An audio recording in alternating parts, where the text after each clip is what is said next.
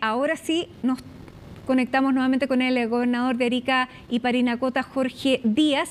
Y gobernador, bueno, estábamos viendo cuáles son las razones efectivamente por las que la Corte Suprema decide poner esta suspensión, pero también estábamos revisando que a través de nuestras fronteras sale quien es indicado como el autor del asesinato del teniente Emanuel Sánchez y que es detenido finalmente en Colombia. Eso da cuenta de la peligrosidad que existe en las ciudades que son fronterizas y que es un argumento que esgrimió también tanto Gendarmería como el Tribunal de Arica para pedir que esta audiencia, en el caso de los gallegos, no se realizara en forma presencial porque el riesgo de una fuga, estando tan cerca de la frontera, es muy grande. ¿Qué significa para las personas que no conocen la zona esta frontera?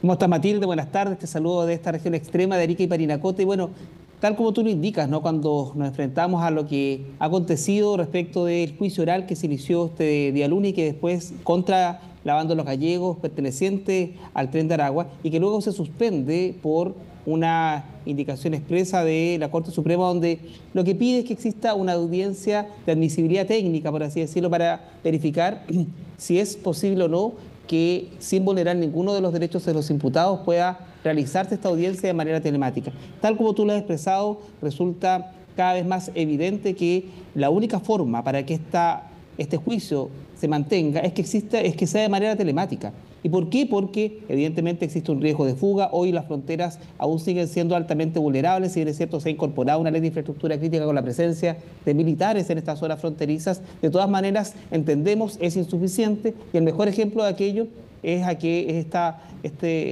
persona que fue detenida en Colombia y es indicada, a lo menos, como uno de los autores del homicidio de Emanuel Sánchez. Por eso es que resulta muy necesario que se puedan tomar cartas en el asunto. Uno entiende que los tribunales tramitan y fallan conforme a derecho y quizás ahí la labor que debe cumplir el Poder Legislativo es importante para que esto se pueda solucionar, porque nunca antes además se había iniciado un juicio en contra de este tipo de bandas de crimen organizado internacional. Lo que espera mi región, lo que espera la región de Arica y Parinacota es que esta sensación de impunidad que existía frente a personas extranjeras en el país y cometían delitos realmente horrendos que a cada uno de nosotros nos sorprendía a diario, esa sensación de impunidad se rompa. Efectivamente, las instituciones han hecho parte de su trabajo, Policía de Investigaciones, Carabineros, el Ministerio Público, Gendarmería, pero ahora que llega una instancia más bien judicial, resulta ser que hay una serie de trabas y de imposibilidades para que esto pueda permanecer. Hay cientos, hay miles de millones de recursos invertidos, incluyendo recursos del gobierno regional, para que esto también sea posible. Gran parte de la prueba que se aportó por parte de la Fiscalía fue gracias a recursos que transfirió el gobierno regional. Entonces, en definitiva, todos hemos hecho un esfuerzo enorme para que esto suceda y no puede ser que hoy día la imposibilidad más bien esté dada en que si se vulneran o no las garantías de los imputados.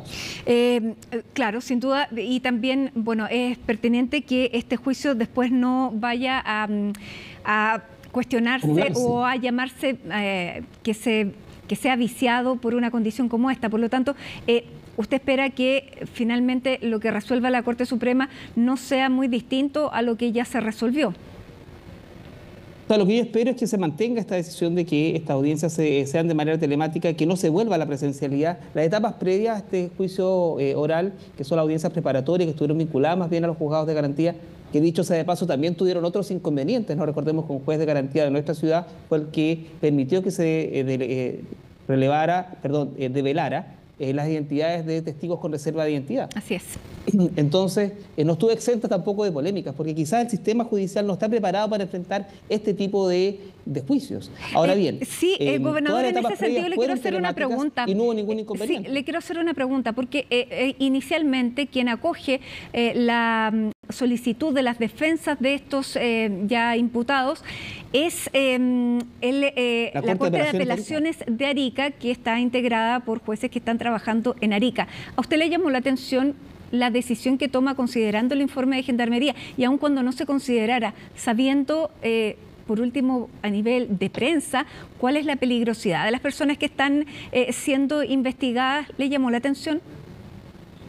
A mí me llamó muchísimo la atención. Yo, de hecho, tuve una audiencia con la presidenta de la Corte de Apelaciones de Arica respecto a lo mismo, porque entendemos que los tribunales tienen que fallar conforme a la ley, no conforme a la norma.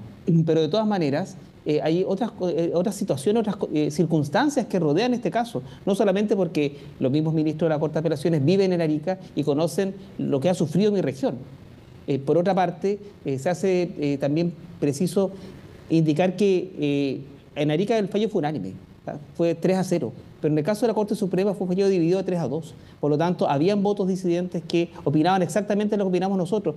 El tribunal oral, el juicio, está en el pleno centro de la ciudad, a metros de establecimientos ocasionales. Va a interrumpir gran parte de todo un cerco de seguridad que debe existir en torno a este tipo de delincuentes, que son altamente peligrosos y que además algunos de ellos están a 3.000 kilómetros de Arica. Así es. Gobernador, en esa conversación con la Corte de Apelaciones de la ciudad, usted decía, ellos conocen, porque son de Arica, ellos conocen lo que ha sufrido la ciudad, pero si están viviendo en Arica, también eventualmente pudieran ser víctimas de extorsión.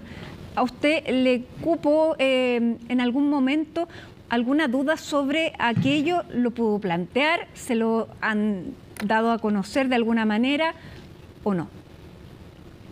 Bueno, en realidad es algo que evidentemente puede existir, ¿no? Nada se podría descartar frente a este tipo de bandas que cometen crímenes que exceden incluso las fronteras de nuestro país, pero lo cierto de este proceso es que además hay que entender que también muchos de los ministros se han inhabilitado en algunas oportunidades, muchos de los jueces se han inhabilitado en algunas solicitudes que hicieron la misma Corte de Apelaciones para no estar presentes como abogados de estas causas. Entonces, evidentemente que para todos genera un gran riesgo asumir este tipo de defensas de la región.